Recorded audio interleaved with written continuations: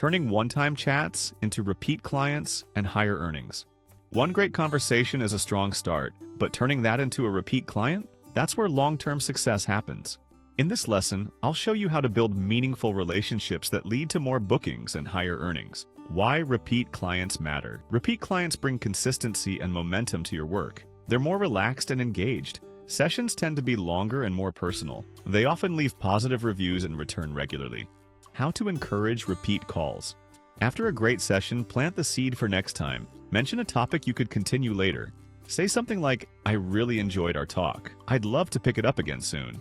Offer session ideas like a weekly check-in or a goal-setting call. Small touches like this make people feel seen and appreciated, and that's what builds loyalty.